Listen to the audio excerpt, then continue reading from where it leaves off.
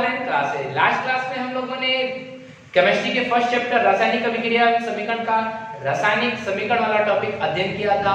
अगर आपने वो वीडियो नहीं देखा है तो आप उस वीडियो को जरूर देखें। उसके लिए मैंने आप लोगों को प्लेलिस्ट बना रखा है, उस प्लेलिस्ट में जाकर के आप सारे वीडियोस को देख सकते हैं। उसका लिंक मैं इस वीडियो के डिस्क्रिप्शन में डाल दे रहा हूँ, ठीक है। और अगर अभी तक आप इस चैनल पे नए हैं और इसे सब्सक्राइब नहीं किए हैं तो आप इसे अभी सब्सक्राइब कर लीजिए और साथ में बेल आइकन जो है साइड में सब्सक्राइब के बगल में बेल आइकन का जो है उस पे ऑल दबा दीजिए, जिससे मेरे द्वारा दिए गए जितने भी वीडियोस रहेंगे वो सबसे पहले आप पर नोटिफिकेशन के तौर पे आपके पास पहुंच सके। और आपके सब्सक्रिप्शन बढ़ने से हमें बहुत ही प्रेरणा मिलती है और हम आगे वीडियो बनाने के लिए अभी प्रेरित होते हैं। तो हमें लाइक, कमेंट्स और अधिक से अधिक शेयर करें हमारे वीडियोज को, जिससे हम और अधिक इस पे मेहनत कर सकें। तो आज का जो हमारा टॉपिक है वह है रासायनिक समीकरण के प्रकार। मतलब हम लोगों ने पिछले टॉपिक में रासायनिक समीकरण पढ़ा था, आज हम लोग रासायनिक समीकरण के प्रकार पढ़ेंगे। तो रासायनिक समीकरण कितने प्रकार के होते हैं? तो रासायनिक समीकरण जनरली दो प्रकार के होते हैं। एक पहला होता है संतुलित रासायनिक समीकरण, जिसको इंग्लिश में बैलेंस्ड केमिकल इक्वेशन कहते हैं, और दूसरा नंबर होता है असंतुलित रासायनिक समीकरण अर्थात अनबैलेंस्ड केमिकल इक्वेशन। ये दोनों के बारे में आज हम लोग को अध्ययन करना है। तो बच्चों, आप लोगों ने पीछे कुछ एग्जांपल पढ़े थे, आज उस सब एग्जांपल को लेकर के हम लोग यहाँ चलेंगे, ठीक है। बैलेंस और अनबैलेंस, संतुलित और असंतुलित क्या होता है? संतुलित का मतलब होता है कि जब जैसे मान लीजिए अगर आप कोई तराजू लेकर के, आप कांटा लेकर के, तराजू लेकर के किसी चीज को तौलते हैं, तो अगर दोनों उस पर तराजू पर दोनों पलड़ा पर समान भार का कोई सामान रखा जाता है तो वो दोनों एकदम बराबर रहता है, अर्थात वो संतुलित रहता है। परंतु अगर एक पलड़ा भारी हो जाता है, एक पलड़ा कम हो जाता है, हल्का हो जाता है, जिसके कारण वो नीचे की ओर झुक जाता है, तो वो उसे असंतुलित कहते हैं। मतलब बैलेंस्ड मतलब कि जो दोनों पलड़ा बराबर हो तो बैलेंस होगा, अगर दोनों पलड़ा बराबर नहीं है तो वो अनबैलेंस्ड होगा, मतलब कि असंतुलित होगा। तो उसी तरह समीकरण में भी यही होता है। समीकरण का अगर तीर के निशान के बायां पक्ष और दायां पक्ष दोनों अगर इक्वेशन के परमाणुओं की संख्या अगर समान होगी तो वो इक्वेशन जो होगा वो हमारा संतुलित होगा, और जो नहीं होगी समान, दोनों में किसी में ज्यादा किसी में कम होगा तो वो असंतुलित होगा। आइए हम कुछ एग्जांपल देखते हैं। सबसे पहले डेफिनेशन देख लेते हैं। संतुलित रासायनिक समीकरण, फर्स्ट नंबर उतार लेंगे, संतुलित रासायनिक समीकरण।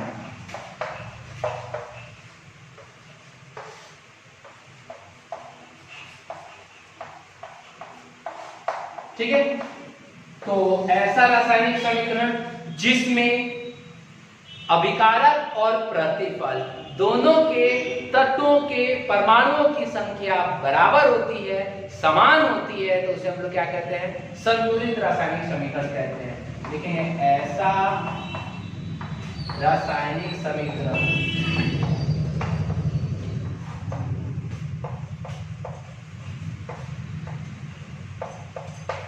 जिसके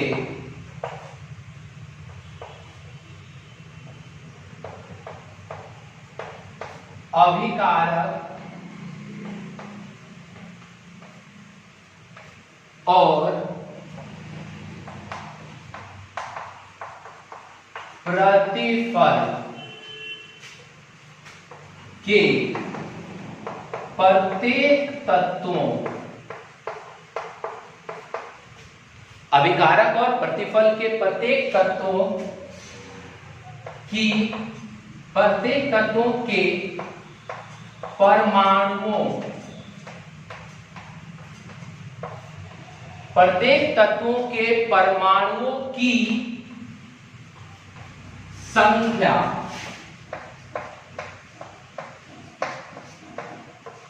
समान होती है,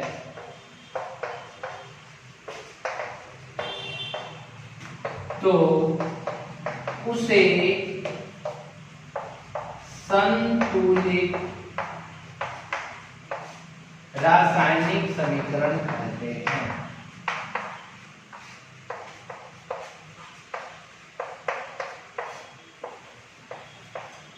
ठीक है, अब बिल्कुल ध्यान से हम एक एग्जाम्पल को देखते हैं। अभी हम लोगों ने कुछ एक एग्जाम्पल लिया था, जो एग्जाम्पल था कि जब लोहे की कील को कॉपर सल्फेट के विलयन में डाला जाता है तो लोहे की कील कॉपर सल्फेट विलयन से कॉपर को अलग कर देती है। वो उदाहरण हमारा क्या था? उदाहरण हमारा जो फर्स्ट लेते हैं वो था हमारा उदाहरण फर्स्ट, लोहा की कील और कॉपर सल्फेट, यही था। कब विलयन को हम लोगों ने क्या किया था? दोनों का विक्रिया कराई थी तो क्या बना था? कॉपर धातु बनता है और लोहे की कील जो होती है उसमें घुल जाती है और विलयन का रंग पहले नीला रहता है और बाद में कैसा हो जाता है? हरा कलर का हो जाता है। ये क्या है? तो ये लोहा है। ये क्या है? तो ये है कॉपर सल्फेट। ये क्या है? Copper sulphate. ठीक है। ये क्या है? तो ये कॉपर है। कॉपर मतलब तांबा। कॉपर को हिंदी में तांबा कहा जाता है। तांबा, अरे तांबा का तार आप लोगों ने देखा हुआ ही तांबा है। और ये क्या है? FeSO4 मतलब फेरस सल्फेट। ठीक है। इसका रंग नीला होता है। चलिए रंग पे हम लोग नहीं जाते हैं, रंग आगे पढ़ना है, आगे देखा जाएगा। अब यहाँ पे हम लोग देखते हैं संतुलित रासायनिक समीकरण कैसे है ये। तो अब ध्यान से आप देखिए, इसमें एक अभिकारक है ये और ये क्या है? प्रतिफल है।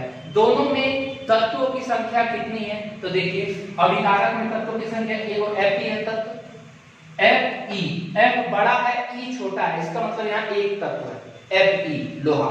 यहाँ पर कितना तत्व है? तो यहाँ पे Cu मतलब एक तत्व हुआ, मतलब कितना हुआ? 2 हो गए। फिर S 3 हुआ और O भी बड़ा है, इसका मतलब यहाँ पे एक और तत्व है। मतलब कितने तत्व हुए? 4 तत्व। कौन कौन से तत्व हैं? तो देखते हैं तत्व कौन कौन सा है। बड़े तत्व कौन कौन सा है? एक है Fe को लोहा कहा जाता है। एक को क्या है? कॉपर, एक को क्या है? सल्फर और एक को क्या है? ऑक्सीजन। यही 4 तत्व है। ध्यान से आप देखिएगा। चलिए मैं इसको थोड़ा सा ऊपर डंडा खींच देता हूं जिससे कि अलग है, वो अलग चीज है। ठीक है। अब यहाँ 2 भाग बांट देते हैं। एक हमारा हो गया तत्व के बाद इधर लिख देते हैं बायां बाईं ओर। किसके बाईं ओर? तीर के निशान के बाईं ओर, मतलब LHS। और दूसरा क्या हो गया इधर? दाईं ओर। ठीक है। बाईं ओर में कौन होता है? तो बाईं ओर में अभिकारक होता है, दाईं ओर में क्या होता है? प्रतिफल। चलिए Fe की संख्या बाईं ओर कितनी है? बाईं ओर एक है, यहाँ पे भी कुछ नहीं है, यहाँ पे भी कुछ नहीं है, मतलब कितना हुआ? 1। Fe की संख्या इधर कितनी है? 1 है। चलिए फिर Cu की संख्या इधर कितनी है? Cu के यहाँ कुछ है? नहीं है। यहाँ कुछ है? नहीं है। मतलब कितनी संख्या है? 1 एकम 1 ही होगी। ठीक है। S को देखिए, S की संख्या कितनी है? S यहाँ पर 1 है, यहाँ पे कुछ नहीं है तो 1 है, यहाँ पे भी कुछ नहीं है तो 1 है। तो S की संख्या कितनी है? 1 हुई। ठीक है। और O की संख्या देखिए कितनी है? O की संख्या, O के साइड में कितना है? यहाँ 4 है, मतलब O की संख्या कितनी है? 4 हो गई। ठीक है। ये बाईं ओर हमने देख लिया। अब देखते हैं दाईं ओर। दाईं ओर बताइए, Cu है यहाँ, Cu कितने बार है? एक इधर मतलब एक ही बार है। तो Cu की संख्या कितनी है? 1 बार। तो Cu कहाँ है? यहाँ 1 बार। ठीक है। फिर Fe है यहाँ, Fe कितने बार है? कुछ नहीं है यहाँ पे कुछ नहीं, मतलब कितने बार? 1 बार। 1। फिर S कितने बार है? ये भी 1 बार है, 1 बार। और O कितने बार? 4। O कितने बार है? 4 बार है यहाँ पर, 4 बार। अर्थात यहाँ हमने देखा कि बाईं ओर Fe 1 बार, दाईं ओर भी 1 बार। Cu 1 बार, बाईं ओर, दाईं ओर भी 1 बार। सल्फर 1 बार, बाईं ओर, इधर भी 1 ही बार। O इधर 4 बार, O इधर 4 बार। अर्थात इधर वाला परमाणु की संख्या इधर वाले परमाणु की संख्या के क्या है? बराबर है। मतलब कि ऐसा रासायनिक समीकरण जिसमें अभिकारक और प्रतिफल के प्रत्येक तत्व है के परमाणुओं की संख्या समान होती है, मतलब समान है, दोनों में समान होती है, तो उसे कौन सा समीकरण कहते हैं? संतुलित रासायनिक समीकरण कहते हैं। तो ये हमारा कौन सा समीकरण हो गया? संतुलित रासायनिक समीकरण हो गया। तो एक उदाहरण ये हो गया। उदाहरण नंबर कौन सा हो गया? फर्स्ट। एक और उदाहरण देख लेते हैं। ठीक है। मैं इसको मिटा रहा हूं, आप लोग अभी इसका स्क्रीनशॉट ले लीजिए। ले लिया आप लोगों ने? अब मैं इसको मिटा रहा हूं। दूसरा उदाहरण देखते हैं। उदाहरण नंबर 2। अभी हम कौन सा चल रहा है? संतुलित वाला देख रहे हैं। एक और उदाहरण लेते हैं, उदाहरण नंबर 2। उदाहरण नंबर 2 क्या है? क्या है? संतुलित कर देखना है तो एक और उदाहरण लेते हैं, हाइड्रोजन सल्फेट को जिंक धातु में डाला जाता है। मतलब जब जिंक धातु को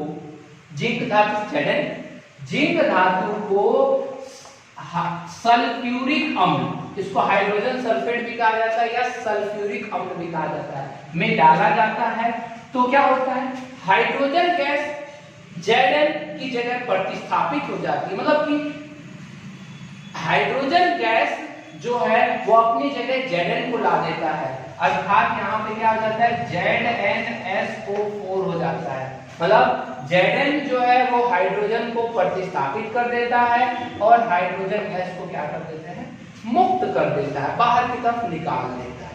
तो यहाँ पर ये एक अभिक्रिया है। यह अभिक्रिया क्या है, तो जब जिंक धातु को हाइड्रोजन सल्फेट मतलब कि सल्फ्यूरिक अम्ल के विलयन में डाला जाता है तो जिंक सल्फेट और हाइड्रोजन गैस बनता है। ये आगे हम पढ़ाएंगे क्या बनता है क्या नहीं। अब यहाँ पे आप देखिए संतुलित समीकरण है कि नहीं, पहले हिंदी लिख देते हैं। ये क्या है, जिंक। जिंक मतलब जिंक को हिंदी में जस्ता कहा जाता है। जिंक को हिंदी में क्या कहा जाता है, जस्ता। और ये क्या है, हाइड्रोजन सल्फेट भी कर सकते हैं या इसको हम लोग सल्फ्यूरिक अम्ल भी कहते हैं। कौन सा अम्ल, बहुत ही इंपॉर्टेंट अम्ल है ये, सल्फ्यूरिक अम्ल। सल्फ्यूरिक अम्ल, ठीक है। ये क्या है, तो जिंक और सल्फेट है तो क्या हो जाएगा इसका नाम, जिंक सल्फेट। और ये कौन सी गैस है, ये कौन सी है, हाइड्रोजन गैस, ठीक है। अब हम इसको देखते हैं कि LHS और RHS दोनों में तत्वों की संख्या, परमाणुओं की संख्या बराबर है कि नहीं। चलिए देखते हैं। चलिए इधर क्या है, तत्व, ठीक है। एक तरफ क्या लिखते हैं यहाँ पर, बाईं ओर, ठीक है, और यहाँ पर कौन से, दाईं ओर। चलिए आप बोलिए लोग कौन कौन सा तत्व है इसमें। तो एक है जिंक तत्व है, Zn, जिंक में Z बड़ा है, N छोटा है, इसका मतलब एक और तत्व जिंक है। दूसरा कौन सा है, हाइड्रोजन है, H बड़ा है तो हाइड्रोजन हो गया। तीसरा कौन सा है, S बड़ा है तो सल्फर हो गया। चौथा कौन है, ऑक्सीजन। चौथा कौन है, ऑक्सीजन, तो ऑक्सीजन। चार इसमें भी है। चलिए इधर भी देख लेते हैं, जिंक है, जिंक, S है, S, O है, O है, H है, H है। क्लियर। अब संख्या को गिनते हैं क्योंकि संख्या हम लोग यहाँ गिननी है, संख्या गिननी है ना। चलिए संख्या गिनिए। बाईं ओर देखिए, जिंक बाईं ओर कितना है, यहाँ पे कुछ आगे है नहीं है, यहाँ पीछे कुछ है नहीं है। जब कुछ नहीं है तो क्या होगा, एक। जिंक बाईं ओर कितनी है, एक। चलिए H बाईं ओर कितना है, तो H यहाँ उसके आगे कुछ नहीं है तो एक है। और यहाँ पीछे है, पीछे है कितना है, दो है। तो दो एक का कितना हुआ, दो। मतलब H कितने बार है, दो बार है। अब S देखिए, S के आगे कुछ है, यहाँ कुछ है नहीं है, पीछे कुछ है एक है, मतलब कुछ नहीं है। मतलब S एकम S, मतलब एक एकम एक।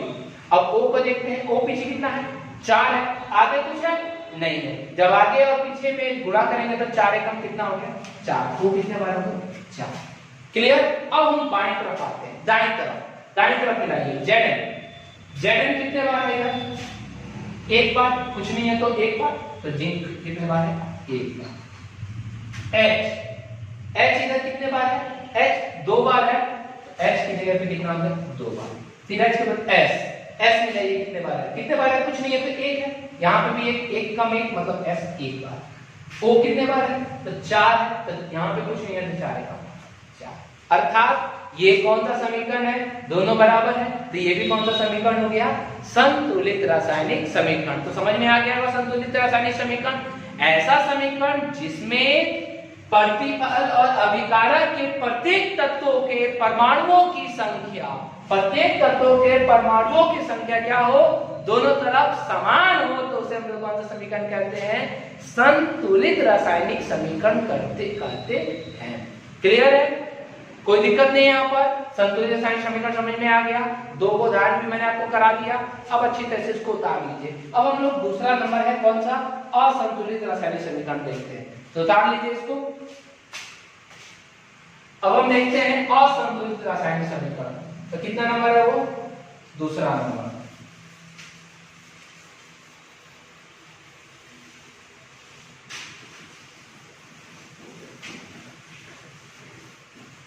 चलिए सेकंड है हमारा, दूसरा नंबर क्या है? असंतुलित रासायनिक समीकरण। तो ऐसा रासायनिक समीकरण, सिंपल सा, ऐसा रासायनिक समीकरण जिसमें अभिकारक, ठीक है, ऐसा रासायनिक समीकरण जिसमें अभिकारक और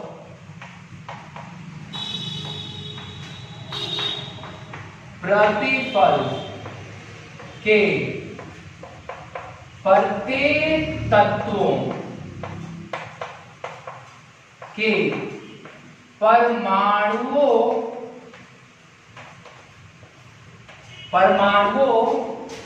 की संख्या क्या होती है? समान होती है कि नहीं होती? असंतुलित है। असंतुलित मतलब अगर हम तराजू लेते हैं तो असंतुलित कब होगा? जब एक भारी होगा और एक को क्या होगा? कम। मतलब एक में ज्यादा, एक में क्या होगा? कम। अर्थात प्रत्येक तत्व के परमाणुओं की संख्या क्या हो? अभिकारक और अभिकर्षक प्रतिफल के प्रत्येक तत्व की परमाणुओं की संख्या क्या होती है? असमान। में प्रत्येक तत्वों के परमाणुओं की संख्या असमान होती है, उसे असंतुलित रासायनिक समीकरण कहते हैं। बहुत ही इंपॉर्टेंट क्वेश्चन है ये।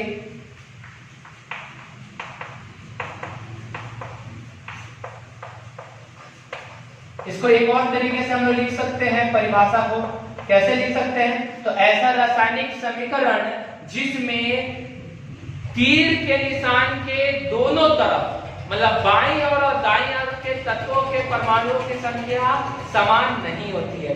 अभिकारक और प्रतिफल की जगह क्या लिख सकते हैं? बाईं और दाईं ओर के तत्व। याद रखिएगा, कोई दिक्कत तो नहीं होगा। अब यहाँ तक हम लोगों ने डिफिनेशन को लिख लिया। अब हम इस एग्जांपल देखते हैं असंतुलित रासायनिक समीकरण का।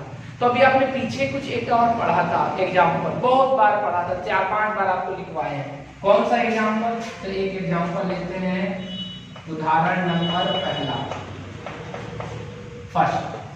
चलिए फर्स्ट उदाहरण हमारा क्या है कि हम लेते हैं mg वाला, बहुत बार पढ़ा गया है।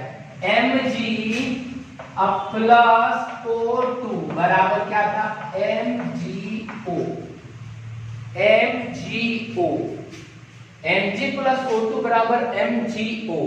अब इसमें आप मिलाते हैं। mg का मतलब क्या होता है? मैग्नीशियम होता है, मैग्नीशियम। और ये भी आप लोगों को मैंने बताया है। O का मतलब क्या होता है? ऑक्सीजन। और MgO का मतलब होता है मैग्नीशियम ऑक्साइड।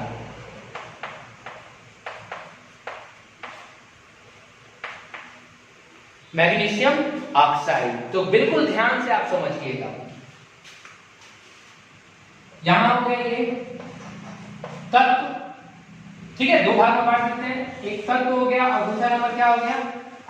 बाईं और दाईं, बाईं ओर और दाईं। चलिए बोलिए, मैग्नीशियम एक तत्व तो यहाँ है और कौन सा तत्व है? ऑक्सीजन है। द्वितीय तत्व तो है नहीं। चलिए मैग्नीशियम इधर कितने बार है? एक बार है, तो मैग्नीशियम एक बार है। ऑक्सीजन इधर कितने बार है? दो बार है। ऑक्सीजन कितने बार होते हैं? दो बार। चलिए दाईं ओर आते हैं। मैग्नीशियम कितने बार है? यहाँ पे एक है, यहाँ पे एक, मतलब एक ही बार है। ऑक्सीजन कितने बार है? तो ऑक्सीजन यहाँ पर देखिए बिल्कुल एक बार है, यहाँ पे भी एक बार है, मतलब एक एकम एक ही होगा, मतलब कितने बार है? एक बार। अब आप देखिए ध्यान से, आपने बाईं और दाईं और दोनों जगह मिलाइए। इधर एक बार, इधर एक बार, इधर दो बार, इधर एक बार। अर्थात बाईं ओर और दाईं ओर जो परमाणुओं की जो संख्या है दोनों समान नहीं है, दोनों क्या है, अलग अलग है। जब दोनों अलग अलग है तो वैसे समीकरण को कौन सा समीकरण कहते हैं, असंतुलित रासायनिक समीकरण कहते हैं। अच्छा, यहां तक तो क्लियर हो गया। आप सब एक और उदाहरण ले लेते हैं, चलिए एक और उदाहरण ले लेते हैं, मिटा देते हैं इसको आप लोग उतार लीजिए, तब हम इसको मिटा देते हैं। एक उदाहरण ले लिया, यह संतुलित है, ठीक है। एक और उदाहरण लेते हैं, दूसरा नंबर, वो भी आप लोग कई बार बनाए हैं। हाइड्रोजन और क्लोरीन गैस किसकी उपस्थिति में, सूर्य के प्रकाश की उपस्थिति में, बताए थे सूर्य का प्रकाश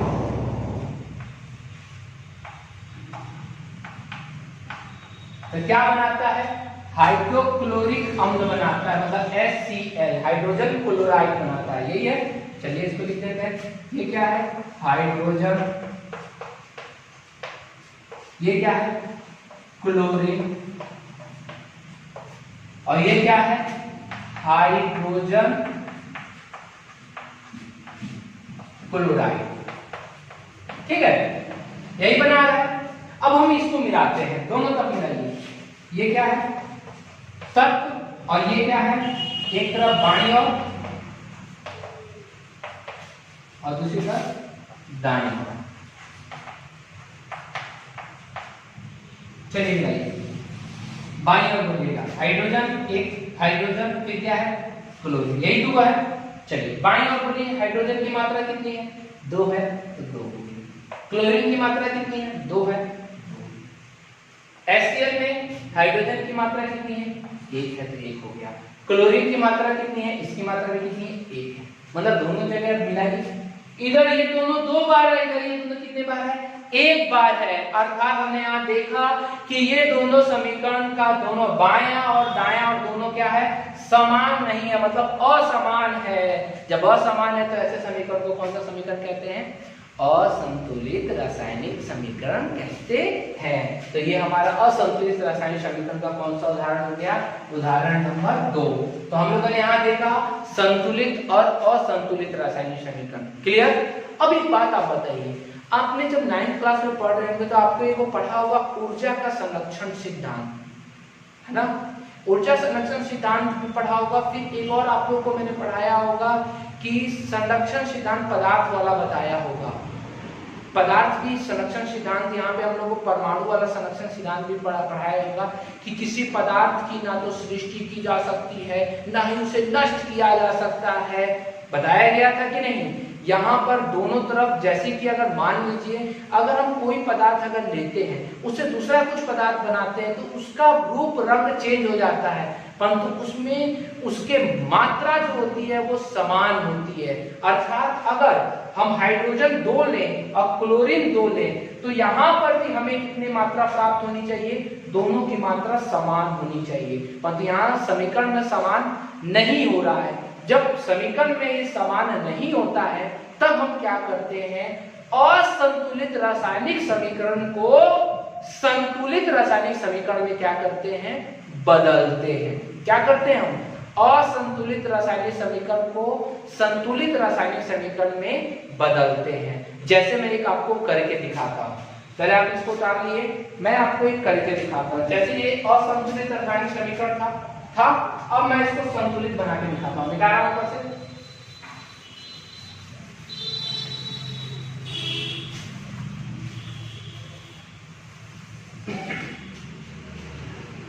इसको मैं, ये जो असंतुलित रासायनिक समीकरण है इसको मैं संतुलित करके दिखाता हूं। देखिए H कितने बार है, 2 बार था, Cl कितने बार था, 2 बार था, बन क्या रहा है, HCl है, मतलब H इधर 2 बार है, इधर 1 बार है, Cl इधर 2 बार है, इधर कितने बार है, 1 बार है, मतलब कि दोनों को दुगुना करना है। दोनों को क्या करना है, हम लोग को दुगुना करना है, H को भी दुगुना करना है और Cl को भी दुगुना करना है, दोनों को हम लोग को क्या करना है, दुगुना करना है। तो अब बिल्कुल ध्यान से देखिए, जब किसी भी असंतुलित समीकरण को संतुलित में बदला जाता है तो कुछ उसके नियम होते हैं। पहला नियम, बिल्कुल ध्यान से आप देखिएगा, पहला नियम ये होता है कि आप कभी भी किसी तत्व या यौगिक में अगर आप किसी चीज की संख्या बढ़ा रहे हैं, बढ़ा रहे हैं तो वो संख्या हमेशा कहाँ बढ़ानी है आपको, उसके आगे बढ़ानी है।